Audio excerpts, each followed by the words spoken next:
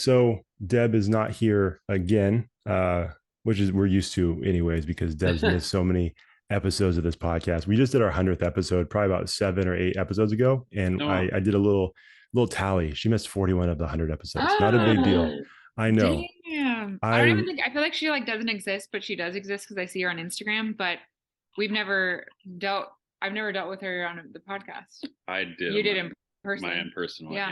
Yeah. Yeah. I like that you said dealt with her too. Not even like met her, but like I deal with her every single week when she shows up. So I appreciate that Well, I feel wording like specifically. podcasts sometimes are like interrogations, so it's like Oh no. We definitely don't want to make it an interrogation, especially on this well, podcast. not This in like one's a bad way. okay, good. I'm glad that you don't dread this one every time you get that text from me or that DM. No. Perfect. Good. So if you're just listening, the voice you're hearing, one of the voices is our friend Ryane Hughes, who was on last year, and her fiance, Mr. PJ Petersen, who's an old baseball teammate of mine. And we've actually podcasted together before, but just not here. So I'm excited to have you guys both on at the same time. A lot of We're craziness. excited, man. Thanks Yeah, a for lot of having craziness us. for you guys. Yeah. It's I, I don't know how you guys, I've said this before, and I'll probably say this anytime you guys are on this podcast. I don't know how you do it. I don't know where you find the 26th, 27th, 28th, 29th hour in the day, but somehow you guys do, because you guys are constantly busy. And somehow between the last time we podcasted together, you guys have gotten between like, your engagement and then all of these other things you guys are doing. Somehow you guys are even busier than when I last talked to you guys. Like, I don't know how you do it. You don't know either. It's an acquired skill that we don't really know how we acquired it, but yeah, it keeps us on our toes. Don't sure. have children, I guess that's how it works. Yeah, Well, replace kids with dogs, and I guess You have all the time in the world. Yeah, that's a good call. That is a good call. Yeah. Yeah. Yeah, no, it's wild because, you guys have always impressed me. And it's funny too, because I was thinking before I started, I hopped on this Zoom call. Like when it comes to this idea of Connectable, this podcast, like creating connections through just relatable conversation, like ultimately our whole goal is to get people connected with each other. And you guys kind of just embody that every single day. We'll talk about all this stuff, but from the toy drive that you guys do, from all the stuff you guys do in the community, from PJ, you being connected in the race world, Ryan, you being connected in the spin instruction world. I'm missing the cheesy couple. Like the list goes on and on and on. Like all these things that you guys do, and it's just like that's kind of what we want to do here. But you guys are doing it every single day with the things that you guys just love doing on a regular basis. Like it's pretty cool. That's why we love having you guys on the podcast because thank you. when it comes to connection, you guys are super well connected. So I'm just happy that you guys are willing to squeeze us in every once in a while. No, we great. appreciate it. Yeah. It's always fun. Like you said, me and you grew up playing baseball together, so kind of to fast forward and see where both of our lives have taken us is always kind of fun. And then mix this one in with it all too, and it's a party. It's crazy. Well, I'm going to start here just a little bit because I don't think I've ever said this to both of you guys, but like when I see you guys do stuff together and everything I see you guys do on Instagram and all that, I feel like, and Ryan, I told you this before, I feel like we all went to high school together, but we didn't. Yeah, I know. Right. We went to middle school together, but for some reason I can't get it out of my head that the three of us did not go to high school together. Did you guys feel like that? Yeah. Yeah. There's times where we'll go back into yesteryear, especially with like my nephews going through high school right now, and we'll start talking about high school, and we're like, wait, no, we went to different. You get caught up, and you're like, oh no, we went to different high schools, so you have no idea what I'm talking about. So we totally do the same thing all the time. We were just doing it 2 weeks ago when we were back at Casa at senior night for my nephew. Yeah, and they're killing it right now. At this time, in a couple of days, this will come out way after the playoff game, but they're playing Capital Christian, which is pretty cool. Oh yeah. Yeah, so in the playoffs there, that so I'm excited to see how that all plays out. But I don't know why. I always feel like we went to high school together, but I know we didn't. With our so high schools being only like 4 miles away from each other, I feel like there's a the lot friends of groups just kind of still crossed over. Yeah, exactly. Oh, 100%. I mean, especially when you start mixing in sports, right? Like we all play with, different people in different sports teams, whether it's, baseball, football, basketball, all these different things. And then, it just like everybody has it. It's a pretty small town, right? So the chances of you knowing someone are pretty great. So that being said, I don't know if you guys have talked about this before in public, but how did you guys meet? I know you guys met in middle school, but like, how did you guys get reconnected?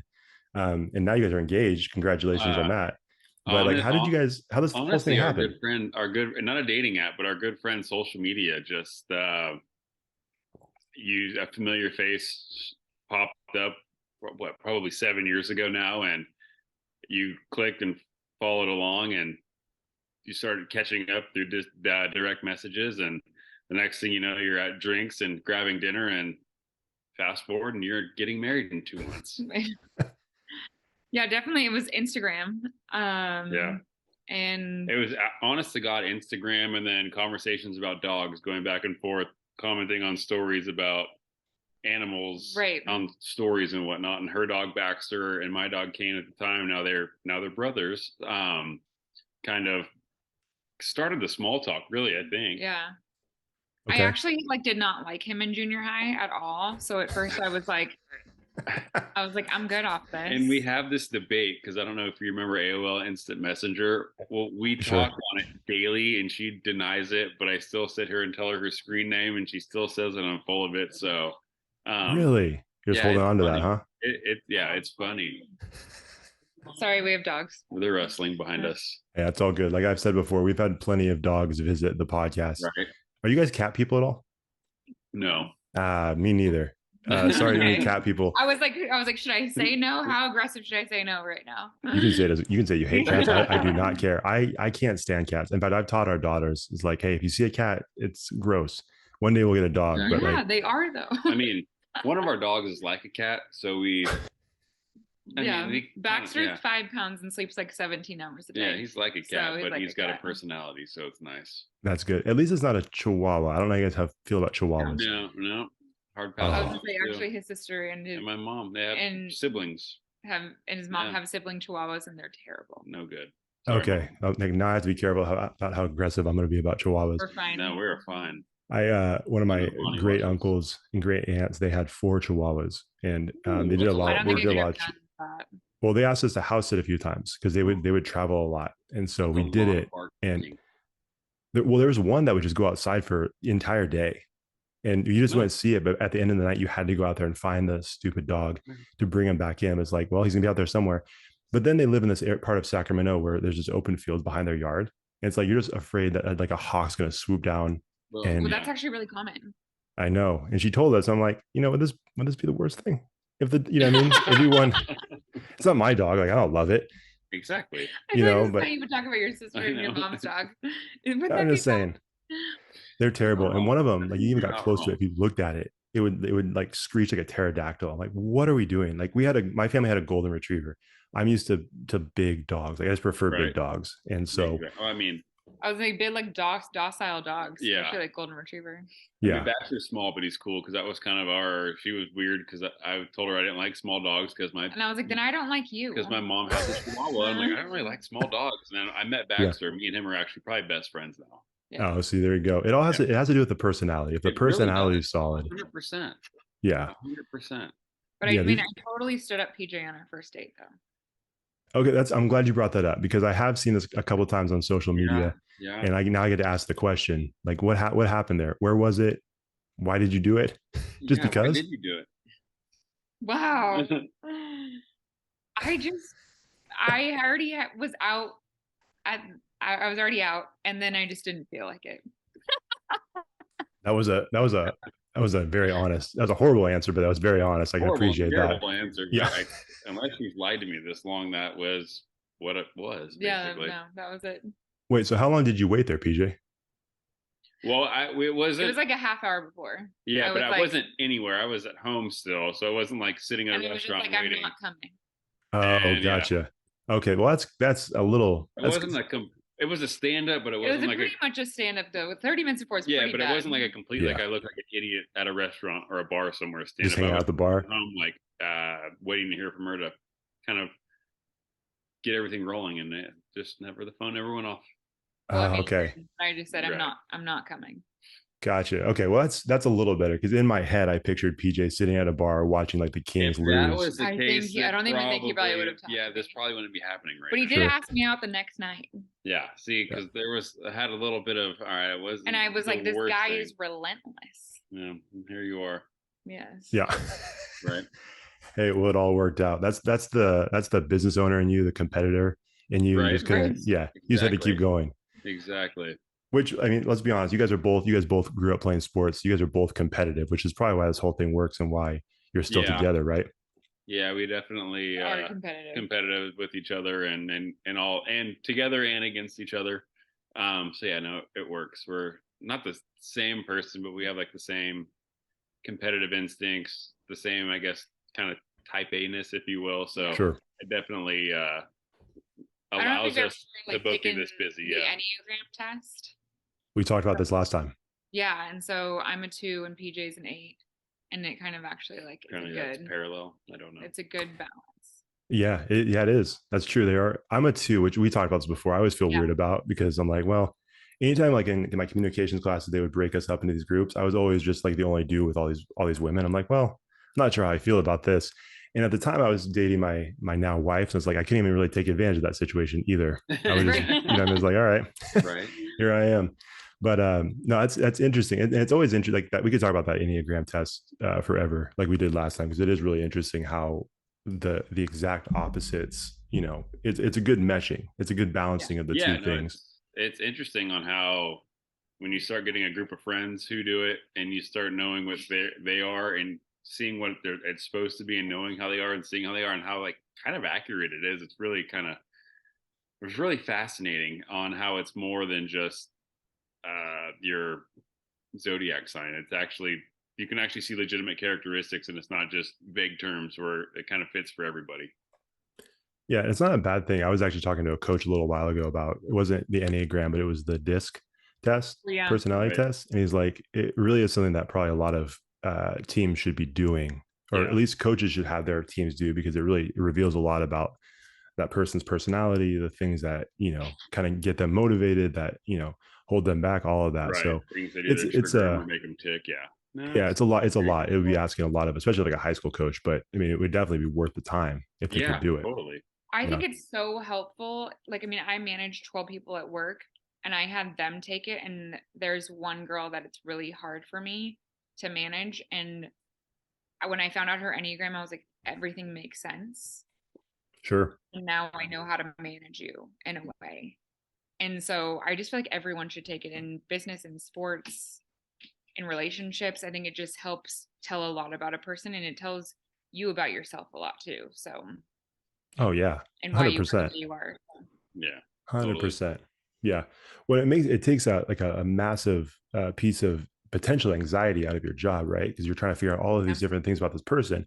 Right. Where if they take this test, a lot of that's answered for you. And then it's like, okay, based on this information, how do I now navigate this person's personality? Whereas like, if you don't do it, then you're just trying to figure out their personality. Then you have to figure out how to manage it. And it's a huge mess. And I think that's why a lot of companies have issues with like the interpersonal issues, because they have no idea how this person ticks, Yeah. Yeah. No, that's probably a good call. Yeah. So anybody who's out there, just take the Enneagram test, have your employees take the Enneagram test, and figure out how to talk to your employees, and figure out how they all, and your coworkers, and figure out how they tick, so you know how to work with them. Yeah. It's going to make life for everybody way easier. Ryan, I also want to apologize to you. I was not able to find anybody to do any kind of mural on your wall for your cycling. I reached out. People left me hanging. Would want it on your wall. Yep. No, perfect. So I'm embarrassed for all of our Connectable audience, because I reached out to you guys and no one really came through. So thanks, guys. You made me look like an idiot. So that's all right. They're still here. They still showed up for the podcast. So we're good. But, going into like you guys having similar personalities, you guys, having the type A personalities, and you guys, doing so many things together. Like I know you guys have your own separate things, but, based on what I can tell, you guys do a lot of this stuff together, which is awesome. But again, I imagine there's been points where you guys have so many different things going on and so many things that you guys would like to do. I'm sure there's times where you've had to let certain things go, but I also feel like there's times where your natural personality is like, we can do it all. But when you've come to that like that intersection, like how do you decide? Because I'm sure a lot of people are in that boat where it's like, I can do it all, but at some point for your own health, for the relationships in your life, you might have to let something go. Like, how do you guys determine what goes, what stays, what you keep, and then what's kind of just, hey, we need to let this one go and move on? How do you guys decide that? PJ Probably decides. me. I'm gonna say there we go. She can't say no. I don't know what that word means. I can sit here and kind of rationalize it to her, And if it's something that we can't agree on that we should say no or let go, or she won't, then luckily we have a good core group of people who can step in and always lend us an extra hand. Especially if it's something that she wants to do and I can't, because mine is like, not, I don't want to say actual work, but it's work related where I can't get out of it. Sure. She'll still want to do it. So we are fortunate to have a core group of people who are able to step in and help out, whether it be with the cheesy couple charcuterie stuff, stuff that she volunteers for some of her spin studios and her extracurriculars, or if it's something with our dogs. So there's times where I try to be the voice of reason and she just wants to go, and it doesn't work out for me. And there's times where I can talk her out of it and make sense of it and kind of rein everything in. So it's me. There you go. Well, I'm sure a lot of that comes from. But I like come to him and I'm like, yeah, she can does. we make this work? Right. And he's like, well, here's the schedule. Here's what's going on. Here's all the things that we've said yes to. And I'm like, okay, but if I spend 2 hours here and if I do this and I'm prep and I plan for this, and he's like, okay, you're like burning the candle at both ends right now. And like, it's like, if my cup is empty, right? Like I can't serve myself and I can't serve my relationship. So it's like, I can't just leave my cup empty all the time. So it's an Enneagram 2 curse,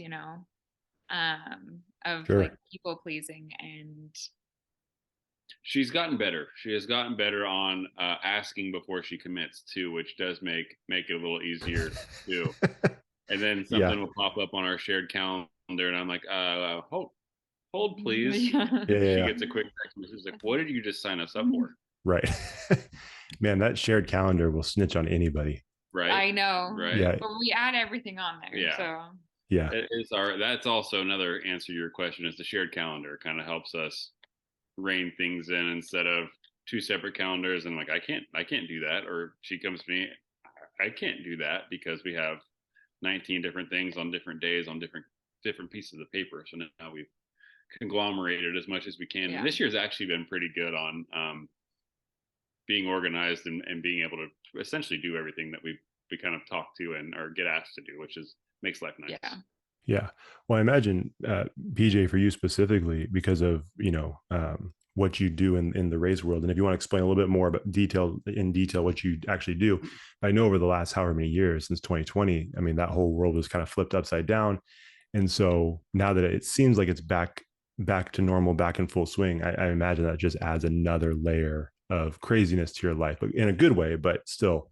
Yeah. No, it definitely does. And then you mix in my new project with the Folsom High football and announcing there that takes up like 5 Fridays. So weekends get a little rough around here. We usually have a joke that we need a weekend from our weekends. So we can sneak in a couple days in the middle of the week here and there. We kind of relax when we can, but yeah, usually weekends until now-ish we can enjoy our weekends, but then you get inundated with holidays. Not necessarily that we're busy doing things for holidays. It's just us doing the holidays gets a little out of control with birthday parties and Friendsgivings and friends Christmases, and then our own stuff, going to enjoy things around town, and then the toy drive and that's getting legs and different events with that. So it's 24/7, 365 around here usually. That's wild. I feel like when people do these Friendsgivings with you and different things, I feel like they have to book you like a year in advance just to be safe. There's a lot of times where, and I think I've said it before, but the whole shutdown in 2020 was like a blessing and a curse. Sure. Like for me or for us, I guess personally, it was a blessing because we actually got to enjoy time together. She got to do it more than me, but like barbecues and pool parties with our friends. Sure. And so they got used to anything they'd invite us to, we could go. And then 2021 came and the world kind of got back to normal. And they're like, you guys can't do anything. We're like, yeah, I know. Our friends we tried really to got tell you used to last year that this around. Enjoy it because next year it's probably not going to be like this. Yeah. So yeah, no. So it's funny you mentioned that. Yeah, I mean, they'll invite us to everything. They do a really good job about continuing to keep us involved. But with me essentially being at some racetrack in California on a Friday or a Saturday, and her being at Placerville on 20 Saturdays, helping on the fan experience, weekends are tough. Weekends are very tough. But We fit it in where we can. We'll make an appearance for an hour in the morning or in the early afternoon, and then go on our way. So we do what we can, and we spend as much time over the holidays as we can with our friends, because that's really our only time to really spend a lot of quality time with them.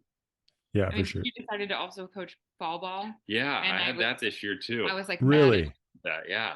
I was like mad at him because I work Monday through Friday, and then he was working Saturday, Sunday, and I was like, yeah, Little League games on Sundays, and I was completely taken back when the schedule came out, because I thought, oh, it'll be Saturday mornings. Like, I'll go to baseball, I'll go to racing stuff, and then I'll have Sundays. And then the schedule came out, and it was Thursdays and Sundays, and I was like, ooh, uh-oh.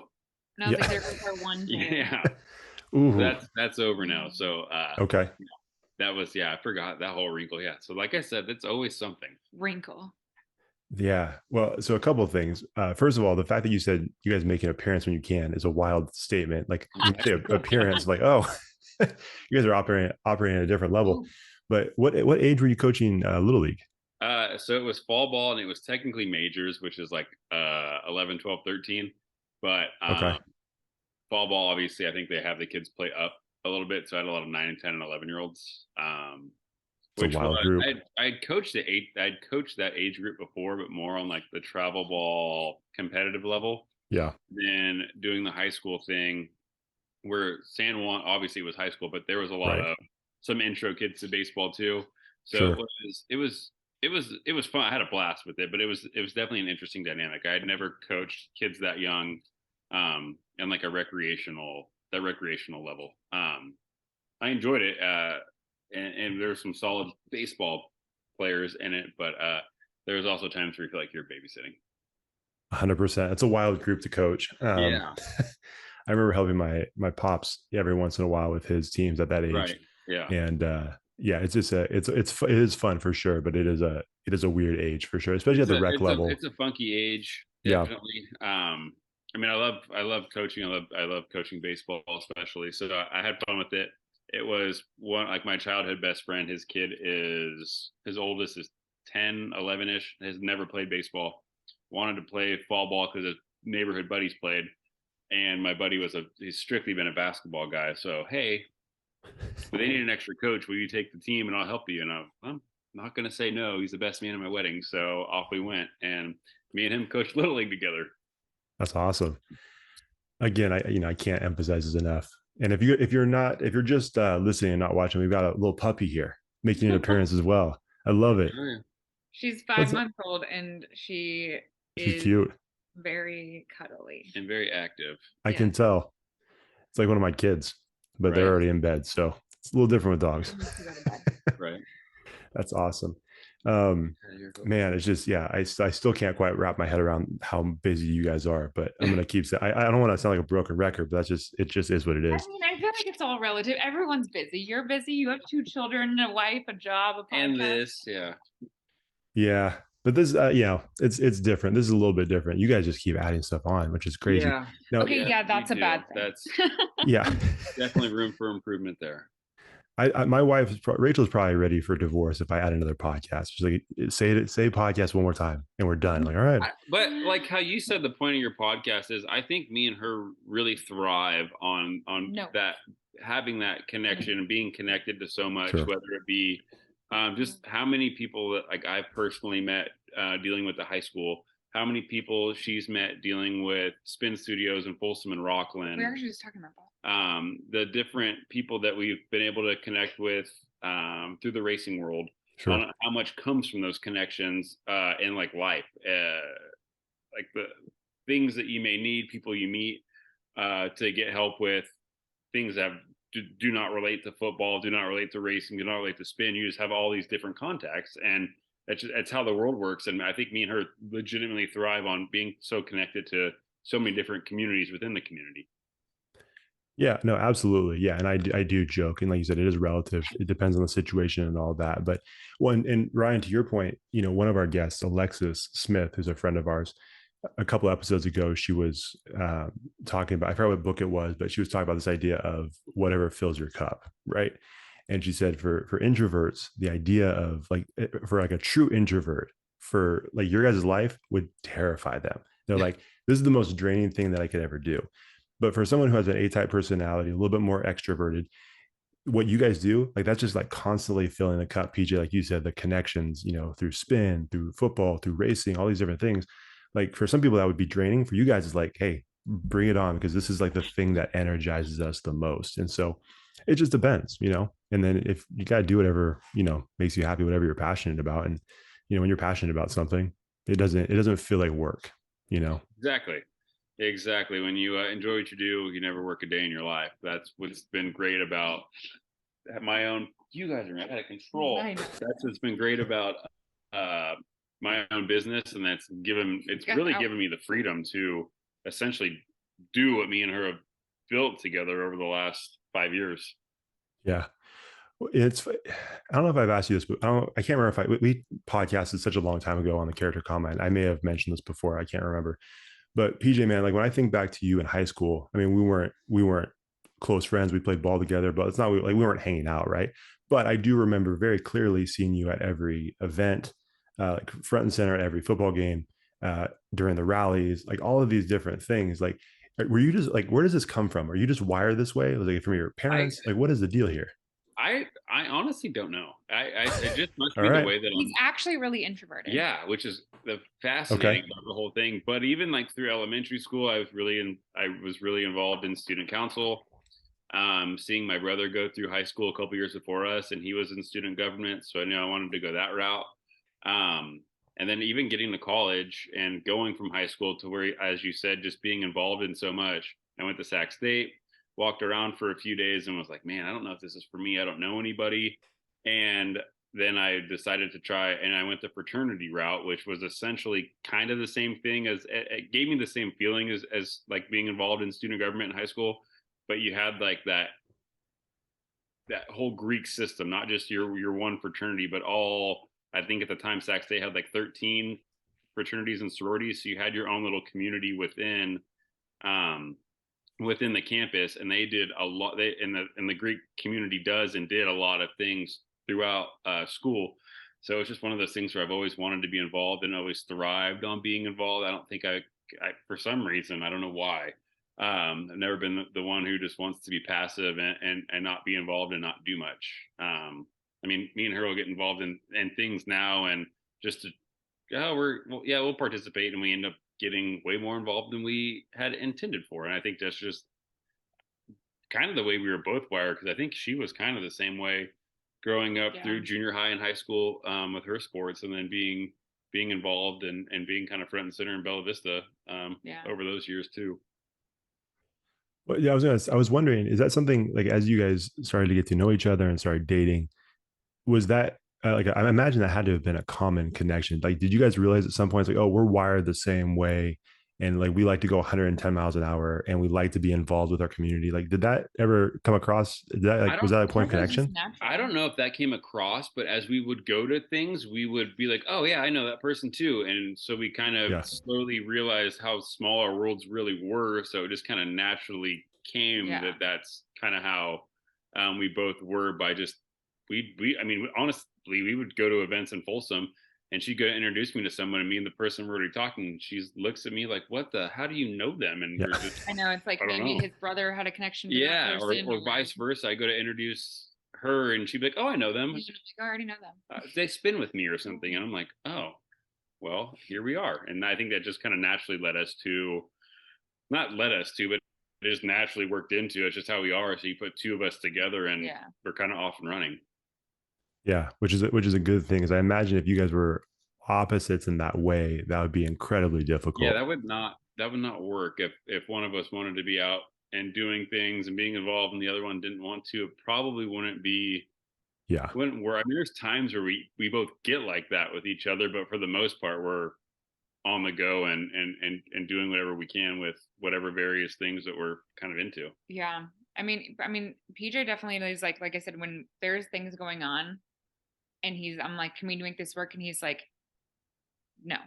And I'm like, why? And he's like, you're going to be way too overwhelmed. And I do. There's times where I have to look at him and I'm like, I can't do this anymore. And he's like, you have to say no. And I'm like, I don't know how. But I do enjoy people a lot, and I think that's kind of like I don't know, it's like a blessing and a curse, right? Like Just gonna say it's a blessing and a curse that she can't say no. I just want everyone to be happy and then help make them happy and help make things easier for them.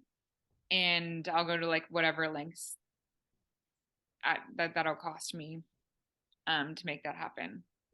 And sometimes, like I said, my cup is empty and I'm sitting there like, I can't do this anymore. And he's like, this is why I'm telling you, I'm saying no to this, this, and this. And I'm like, okay. Yeah. Well, I'm like, if you say no, you have to say it though. Yeah. So PJ is basically like the dam that just prevents the whole thing from coming, like rushing out. Pretty much. And I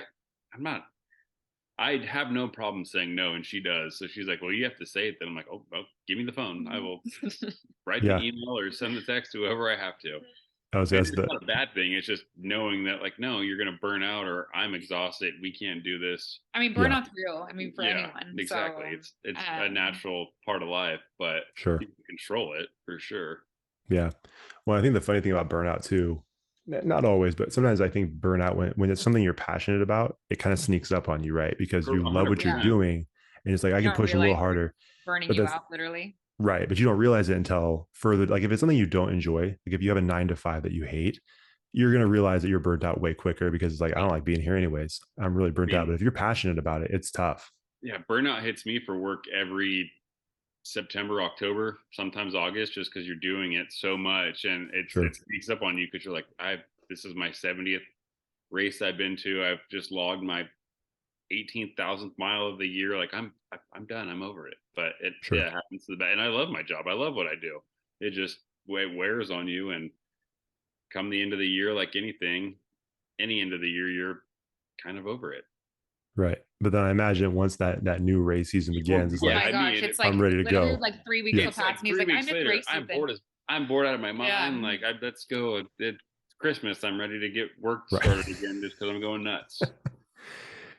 Yeah, it's like you need that little vacation from which racing, I think is natural. It's super natural.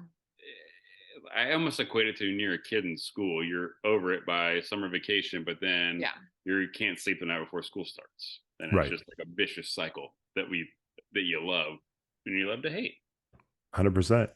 Yeah. Well, and Ryan, I was going to mention too, with you having a tough time saying no, I think when you're doing good things for people and other people are involved, that's where saying no gets really difficult. Like PJ said, you just got to do it sometimes, but it's a lot easier. Again, if it's something you're not passionate about, it's a little easier to say no to something. It's like, this is just a drain, and there's no benefit, no life, anything that's giving life to me right now.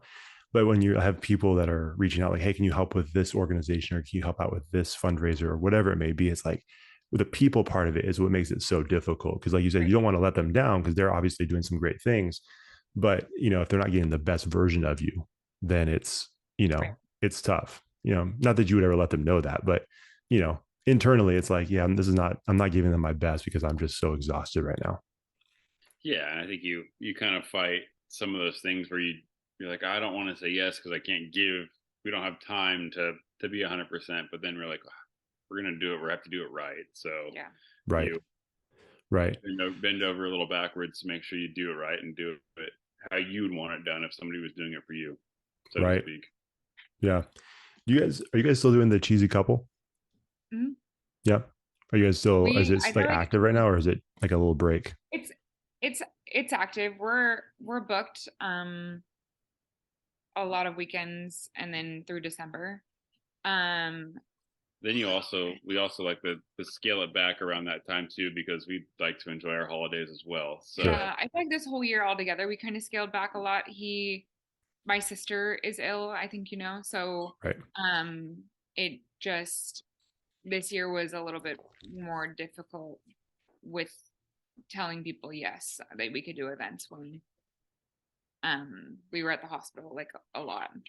Right. So. Yeah. Well, and I'm not sure how much you want to share about that, but that is, obviously I've seen the stuff on social media, and obviously an incredibly difficult situation. And then on top of that, like, you guys are still helping and serving other people at the same time. Like I think it's a very noble thing that you guys do, because I think in a lot of situations people would basically shut everything else off and say, no, I've got to focus Right. on this. But somehow you guys are able to seemingly give 100% to all these different areas, especially in such a difficult situation.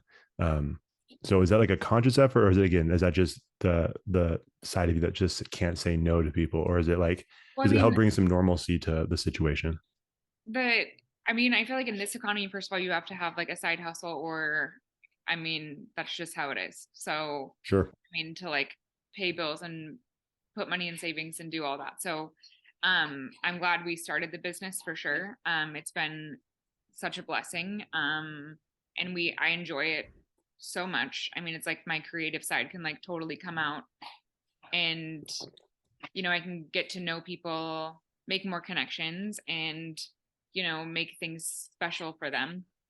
Like how PJ said, like you do things how you would want it to be done for you. So um it's enjoyable for sure. I mean, yeah, like I said, we've had to scale back a little bit with this year because of my sister. Well, I don't want to like blame her, but I'm not going No, to it's blame just, her. No, no, no. But like we have like a again, you still want to be able to live your own life. So when right, you're busy and helping take care of her, you still want to have some time for your time off for yourself on weekends. And weekends get tough. Weekends, like you said, as the world's gotten back to more normalcy, weekends are tough for us with how involved we are in other things. So yeah, it's not just her; it's just taking care of her and having some taking care of personal her, time. taking care of us. So yeah, Like exactly. trying to. Having some balance too with enjoying. I mean, I hope to like book more next year for sure. But we've just made the decision this year to kind of pick and choose what would be beneficial and what would be good for our schedule. So Yeah. No, and I 100% agree. Yeah, I didn't take it that way at all. That you guys were blaming or anything like that. yeah, I don't want Um, to feel like because of her. No, No. no, no, no. Well, I mean, it's like, it was just another wrinkle too. yeah, More more going on. So Yeah. obviously hanging out with her and helping with that side of the family on everything takes precedence over some of the fun sure. mixed in with some of the work on the other times where you have, like I said, we've got a lot going on, full time job, and then all of these other extracurriculars sprinkled in all over the place. Like you said, makes for chaos. Yeah, absolutely. Well, and like you guys said, I think there is definitely that balance, and I think some people struggle with that. And I'm sure there's people listening to this right now that have either dealt with something similar or have had or maybe they're currently dealing with it, where there is that balance where you're helping someone, helping a family member, a close friend, and there is like sometimes there's that guilt, right? That you feel like that you, even if you take time for yourself, it's you shouldn't, but it's like that analogy of like when you hear people talk about like an airplane, right? When the oxygen mass drops, they tell you put yours on first and then help the people around you, because if you don't do that first, then you can't help anybody around you because you'll be passed out. Right. And so it's kind of the same thing. Like that is there is a Absolutely. balance to it. And it's not a selfish thing by any means. No, It's a absolutely. selfless And thing. we honestly did fight that a little bit to where we would feel guilty if we were doing something when there was something else going on, like on a personal level. So that we definitely um, have had to cross that bridge a few times, but there were things that obviously we felt were important enough to cross that bridge, to have that balance, so to speak, for Yeah. sure. Yeah. Well, and kind of along the same lines, one of the things I've learned about you guys, again, just from following you guys on social media over the last 4 or 5 years, and that's something I really respect and appreciate about you guys, is it's not just you guys are involved in your community and doing all of these cool things like the toy drive, which we will get to, and all these different organizations that you're a part of, but obviously being here in California, all of the wildfires at the end of every summer and the fall goes crazy. And every single time, without fail, both or one of you or both of you shares something about like, hey, if you guys need help with whatever, if you need a place to stay, if you need food, if you just need some people to spend time with and laugh and take your mind off of all the craziness, like we're here. And it never fails. Now it's like a regular thing. Like when I see the craziness, like, okay, Right. eventually I'm going to see Ryan and PJ do something or say something, because It obviously means a lot to you guys. So I always had a lot of respect and admiration for you guys doing that because, um, it's just awesome. People need that kind of stuff, especially in those moments that are so difficult, So I mean, for what, me, I just feel like we're so fortunate yeah, that, like, why not try to help bless somebody else or make them feel just as fortunate as we have felt. And Yeah, I mean that, and I mean we've legitimately had close friends who have nearly lost it all in some of these fires too, from Paradise to the Caldor, and then this one in Forest Hill this last year. So, yeah, and it's not just an extension to them. It's knowing what they've been going through. I think is what drives us to always extend that olive branch, because we do have the space here to house somebody if they need something, and just to see what they went through on a personal level that you don't know who may see that by somebody else sharing it, and just to have that, to know that there's people out there um who are willing to let have their door open. It's got to be a reassuring feeling, because I know if we were in that situation, we'd certainly probably appreciate seeing stuff like that going around, and obviously, or somebody extending us an olive branch. Yeah, that's what I mean. If we were in that same situation, it's obviously something that you hope would be reciprocated, and that's not why we do it, obviously, but we do it just because you never know who needs the help. You never know who wants to come hang out with 4 dogs and live across the street from a park and be able to run around kind of carefree for a couple of days. So, I don't know. It's just, in a world full of negativity right now, some positivity is always nice to be a part of, and be and share, I guess, is the word I'm looking for. I mean, and we truly do mean it. Like, if anybody ever needed to stay here, we have the trailer parking, we have a spare bedroom, we have a spare bathroom, we have all of that. Again, we have no children, so it's definitely, the olive branch is there if anybody ever needs it. Yeah, which is awesome. And if anybody doesn't believe you guys that you're genuine, that I don't know how to help them, because to me it's very clear that you guys are. And I, for my job over the last maybe 5 or 6 years, I had the opportunity to go up to a couple of the different fires. I think Santa Rosa. What was the other one? Napa, I think, was another one. And I got to be at some of these local assistance centers. And it is really interesting seeing the families come through. It's very incredibly sad seeing the families come through. Just, you can't really describe the look on their face, because of everything they're going through, and just like this, almost like this lost, like confused days, going through. And as you're watching people kind of go from different booth to booth to get the information, I would see, one of those, I don't know the term. It's like a dog, like a not a relief dog. Like they would just have dogs that would just kind of go around, like golden retrievers that would go around. Oh, like those emotional support type dogs. Yes, thank you. This emotional support dogs, and just even seeing the dog would just make this person light up, right? And so I can imagine that when they see a post from you guys, and whether it's because they want to hang out with some dogs, like you said, they want to just have some conversation, some normal conversation that kind of takes their mind off of the craziness. As you guys mentioned, the olive branch, like I just imagine that's a huge thing based on what I saw before being up in those situations. I can't imagine how meaningful that is to them. Yeah, I feel like I helped out with the Napa fire when that happened, and then we helped out with the Caldor fire when that happened, and we actually adopted a family and helped get them like gift cards and stuff that. And that was about that. And actually we posted on Facebook just to see if we can get any more money, and we ended up getting like $650 in gift cards for this family that was like totally displaced. And I was like bawling my eyes out, because I was like, I kind of thought maybe we'd get like $50, like, I don't know, something like, maybe nothing. That's fine too, but like we had kind of given like all we could, and I was like, they need more still, like they have nothing.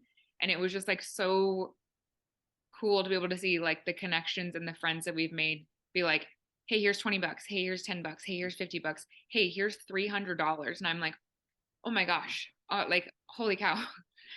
Yeah. I mean, she was like, we went and gave her the gift cards at her work, and she was like, probably so, I mean, I've never seen somebody so like shocked, I feel like.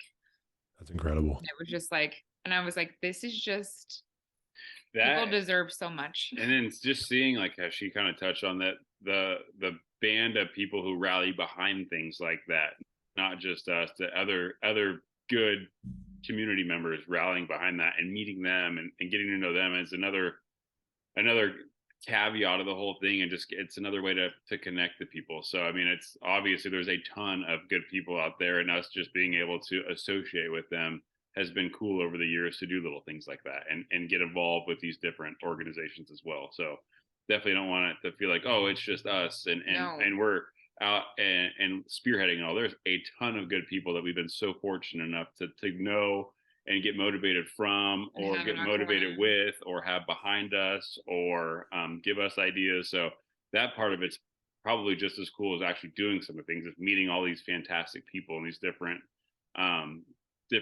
notches and different industries and different walks of life, and getting to know so many cool people and learning so much and creating these little task forces, so to speak, to help people like that and when these different things happen. So that part of it's been really cool. That's probably been my favorite part, is just meeting so many people who are able to help those who need help and are able to kind of get aligned with our kind of same values.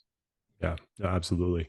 Yeah, no, and it's definitely, I know personally it's not a selfish thing, but you guys are like a hey, look at me thing, because if that was the case, that I would definitely not have had you on the podcast so many times. Would have been one and done for I sure. feel like that's like where I get like my anxiety, when people are like, oh, you guys are doing such good things. I'm like, please just leave me alone. Right. I just wanted to help.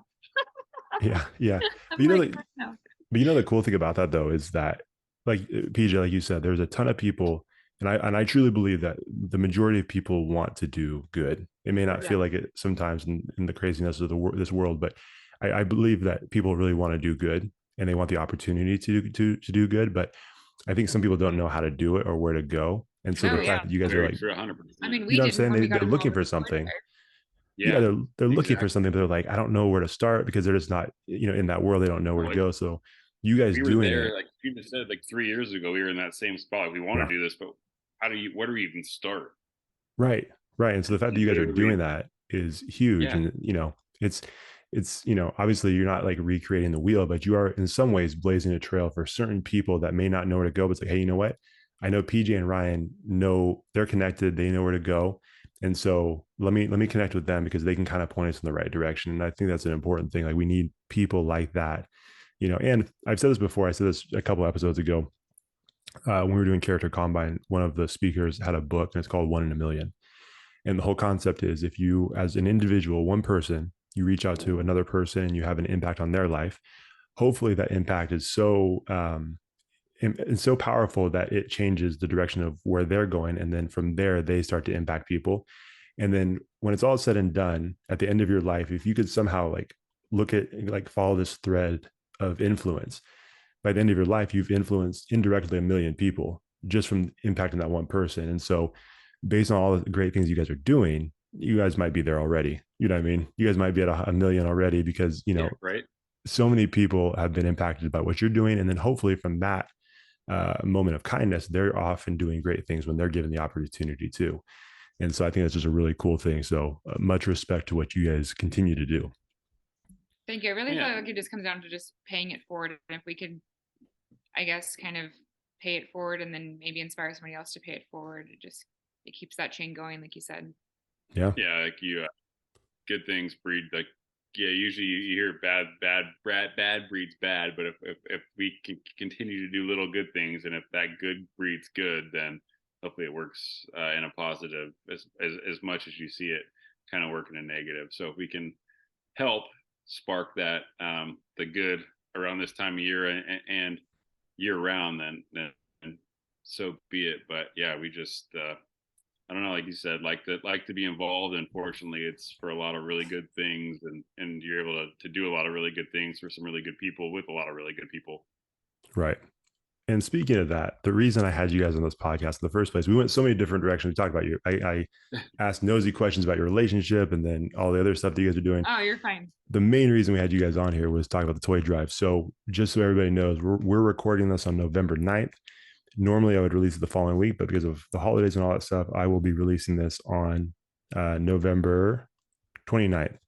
So the Tuesday after Thanksgiving. So that should give them plenty of time to get involved with this toy drive, I believe, right? Yeah, tons of time. We usually go down and drop right before Christmas. So I think this year we put like December 18th, but Oh, that plenty usually of time. gets that usually gets delayed till like December 20th. Yeah, yeah. We just try to wrap it up to get down as soon as we can, but we like to hold out as long as possible to let anyone, those last minute shoppers, find that extra toy and drop it on by. Yeah. So tell us a little bit about it. Like, how did you initially get involved in this? Why did you do it? I mean, obviously, if you guys don't know why they did it at this point, after this 45-minute conversation, like you have not been listening. But tell us a little bit about why you got involved with this and, where the toys go to and all that stuff. They're looking at each other like, who's going to go You're first? right. Well, I mean, we've always wanted to get involved in something like bigger than ourselves, and we wanted to do something local for sure when we kind of had the conversation. And PJ has a lot of followers on Twitter, and so he kind of just posted like what are like the best local charities to kind of get involved in. We didn't even know if it was gonna be toys, food, like we had no idea. And somebody posted about the Sutter Health Children's Life Program, and we were like, "What's this?" And then, Yeah, so his son had actually gone through it, and we were really into the cause. And essentially, the Child Life Program, it's for kids who are essentially pediatrics, kids who are in the hospital for an extended stay, getting treatment. And what they do with our toys is they basically provide them toys and activities in their room while they're going through treatment, to occupy them while they're getting what they may have to hopefully get them healthy to go home. So that's a year round thing. And then during Christmas, Santa goes through the ward, and hands out Christmas gifts. But on top of giving Christmas gifts to the patient, they also give them to the siblings. So to alleviate the pressure from the parents during this time. So we were really into that because it shows how good they do on top of just adopting a family at this time of year. They use it for good for kids getting for their treatment essentially, and then during the holidays they kind of help these families out, which is basically a double-edged sword. So we never had to worry about, well, what if this thing gets too big and they can't take them all, where they're going to take these and whatever they can get year round, or take as many as they can because they're going to use them year round. And then with our proximity of living on a corner like we do here in Folsom, I've always gotten a little out of control. Not out of control. I've always went and decorated outside. he's like Clark Griswold. I'm not that bad. He's close. We've had this conversation before. Yeah. Right. I've always enjoyed decorating outside. So Yeah. we always were like, it'd be really cool. We live on a corner. Our house is really bright. Like you see it when you turn down the street.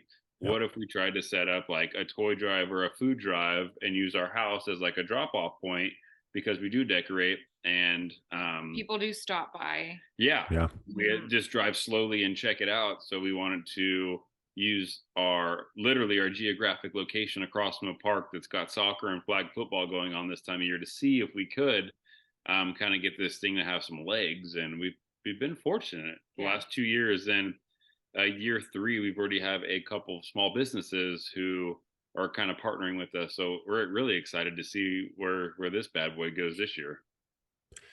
Yeah. Well, so a couple of things. One, it's funny because I didn't, my wife and I have stopped at your house before. We had no idea at the time it was your house, but awesome. We used to, work out at that park quite a bit and, throw the Frisbee around, do all that stuff. And it's like, oh, that house is pretty dope. And then it's like, oh, then I made the connection at some point like that PJ lives there. Had no idea. So you're 100% right. People definitely stop there. So that's funny. Yeah. And, but the cool thing now is that because you guys have done it so much, PJ, you've never met my wife before. Ryan, I think you have a couple of times. Yeah. But even through just, my connection with you guys, she knows when the toy drive's coming up. And so she's like, even a couple of weeks ago, she's like, hey, are PJ and Ryane doing a toy drive again? I'm like, yeah, I think so.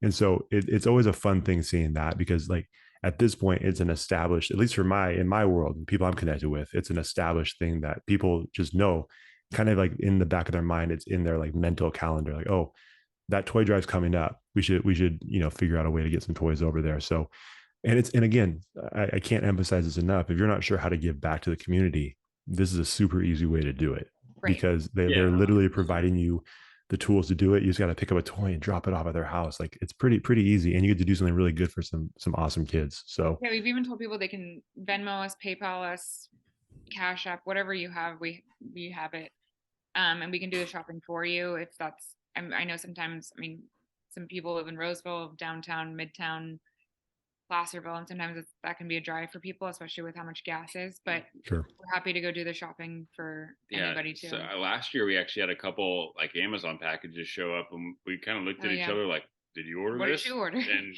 then we open up it's a toy, and we're like, "Oh wow!" So people will just drop ship us stuff, which is cool. That's awesome. I don't know. It's on a personal level, it's super cool, and it's super. Not overwhelming, but I literally cry every day. We have toys on our doorstep. Like in the morning, or you get home at night, you open your door and there's just a pile of toys on your front porch, and you're like, not overwhelmed, but it's just, I don't know, you get like that holiday magical feeling. You get that cool feeling where there's people out there who you don't know literally coming by and dropping stuff off on our porch. Last year we had somebody beating our door down, and I'm like, who is here? I'm working in my office, and I walk out, and it's a dad with two girls who have bags full of toys. Like, oh, we didn't want to drop them off. We wanted to give them, make sure they got in the house. So heartwarming is the word that I'm looking for. Heartwarming, yeah. So that's on a personal level, and on a selfish level, seeing all that, it's super heartwarming to come home and just see bags on our doorstep. To know, and then by the end of it, to see the mess in our garage of toys it makes it all worth it when it's all said and done. Yeah. Well, it's always cool too when you see parents taking their kids to do that type of thing, because again, it's starting them at such a young age, seeing like, hey, this is what generosity looks like, and this is what compassion looks like, and it's a cool moment for the whole family. So it's awesome that you guys are giving people that opportunity. And it's also awesome that you guys are doing the Venmo thing too, because some people might be like really stressing out, like, okay, I want to do it, but like, how do I get down there? Yeah, we've already had probably 5 people shoot us Venmos, and we've just been doing this for like a week. So nice. That part of it's been cool already. A couple of college buddies from out of state. She's had some friends from out of state. So I don't know. It's super cool that they're not even in the community anymore, but they're like, love what you guys are doing. I just shot you guys a Venmo. So usually like the day before we go down to the hospital, we make a Costco run and take all the money that we have and buy as much cool stuff as we can with what they donated, and kind of top off the end of our toy drive list with it. So that part's actually fun too, to go shopping for toys, because it's not something we normally really do. Sure. Well, you feel like Santa Claus at that point. Yeah, exactly. Yeah, you know what I mean? That's awesome. I will be honest. So the first year that we donated, Rachel and I, we went to Target to get the toys, and I think we picked up like 4 or 5 different toys. Now I'm gonna be honest, this is just like an honest statement from me. It really tested my generosity, because we were like, yeah, let's get a bunch of toys. Well, one of the toys I grabbed, I didn't realize that I grabbed it from the wrong section, and it was almost triple what I thought it was as far as price. I'm like, ooh, some kid just got a very nice toy. I did not realize. I'll go through them, because like we'll get them and they'll be in bags, they'll be in boxes, and so when we go to take them down, I try to make it as easy as we can. So I literally take it all, unload it, and throw it into her car, my truck, whatever we're taking with the weather and the volume.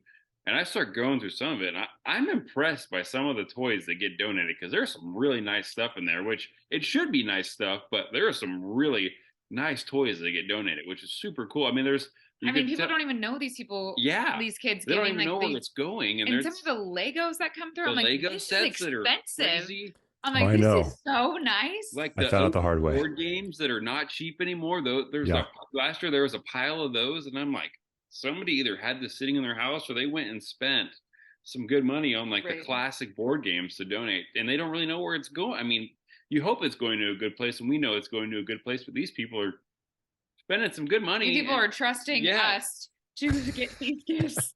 They don't even know us. And it's cool to see some of the toys that come through. Obviously, there's a lot of what you would expect on like people going and getting as much as they can for for like $10 and getting like the really the simple stuff, which is they love those. They love that too because that's really like the mind numbing stuff they can play with while they're getting a shot or for sure getting fluids or something. But yeah, some of these like board games and mind games and Lego sets are over the top, and it's super cool. But yeah, you're like taken back by some of the stuff that people give. You're like, man, this is awesome. I'm like, I wouldn't even buy this for my friend's kid. This is super nice. Yeah. It's awesome. Yeah, no, it is a cool thing. Like it really does. It's a, like you said, it makes you feel good. It's a heartwarming thing because it's a very simple way to see. Yeah, there are good people. And we obviously, if you don't know us, we absolutely love Christmas. I mean, the fall stuff's about to come down and Christmas is about to go up, and it's November 9th as we're recording this, so our house could look like Santa's workshop by the end of the week. But before Thanksgiving, you guys are those people, huh? Well, all right. With that, we have to be in Mexico right after Christmas, so it's got to come down right away. So we want to enjoy it. All right. But we legitimately and thoroughly enjoy doing it just because we love Christmas so much. So it's just an added bonus for us. We have fun hanging flyers. Like I said, Cycle Bar here in Folsom and the Palladios taking part in it this year. Cool. We've had a couple other people reach out too. Yeah. So we'll see. She's doing a ride at Cycle Life in Rockland where they can bring a toy to take part in our toy drive as well. And then like the preschool across the street last year, they did a massive donation on Giving Tuesday. So we don't know if they're going to do it again. Perfect. So Jen says she is. So yeah, the Sprouts Academy is involved. And then we had a couple other businesses ask if, hey, can we basically sponsor it? By sponsoring it, I mean, can we accept toys and then bring them to you guys? So the more community, it's growing in 3 years, and that's the whole point of it, is to get this thing as big as we can, just because that means we can give such a big donation, a big contribution to Sutter, and dealing with them every year has been fantastic. Well, I think also the cool part is that we've had a lot of people actually come to us and be like, my child was at Sutter Health. Yeah, that too. I feel like I'm like get emotional, but like they've been like, my child went through this, and they supplied toys to our whole entire family, and they supplied toys to my little boy or my little girl every single day. And it was just, it's like so cool. And they're like, this is such a great program. And I'm like, we didn't even know about this. So I think like also letting people know about this. That's exactly. Is just as amazing too, because I mean, this isn't our toy drive. No. This is just something that they ask the community for 24/7, 365 days a year. And they're just really, really appreciative every single time. I hope at one point, since we've started doing this, it's been like COVID times. So we've never been able to, like, I guess prior to COVID, you were able to go into the hospital and give the toys and show the kids like all the things that we were able to bring in. Yeah. And I hope at some point that we're able to go in. I don't know if that'll happen this year. I don't know if it'll happen next year, but hopefully at some point we get to like see all of them and see how it's all done and see actually like the workings of everything. But to go off that, just like I was saying, dealing with like the staff and the nurses who are in charge of it all, and so nice. How appreciative they are every year, and every year, I say every year, but for the last 3 years, right around Thanksgiving, when we reach out to make sure we're good to go, like, yeah, absolutely. Yeah, we look forward to it. We were actually wondering if you guys were going to. So wow, that's awesome. No, it's just we get about 300 toys on average, which is pretty crazy. And every year wild.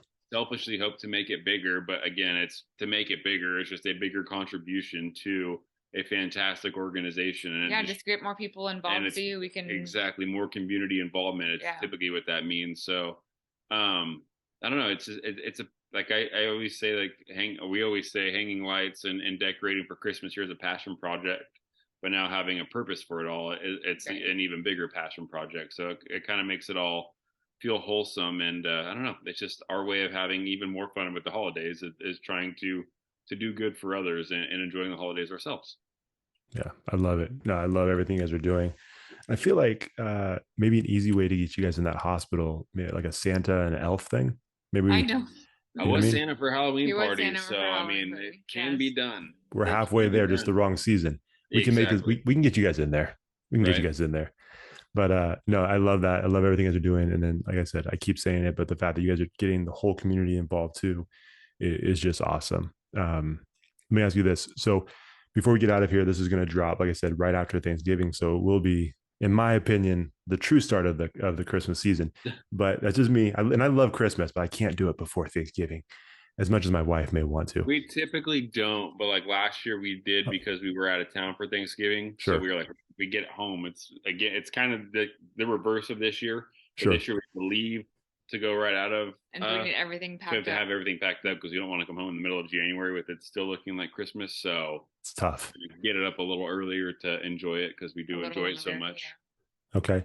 So what do you have any new decorations for the front yard to catch people's attention, or the same stuff? So this year. We did buy some last year to add to it, but I don't know. Sometimes things just kind of pop out at us when we're out, and I'm like, we need that. We're gonna buy that. Man, Lowe's, Costco, those places will get you. Home Depot, Big Lots, Costco, all of it's gotten us. We've gotten. I mean, like Labor Day, I bought some new stuff for indoors. Nice. So I'm guilty of as soon as Costco gets it out, I'll go grab something.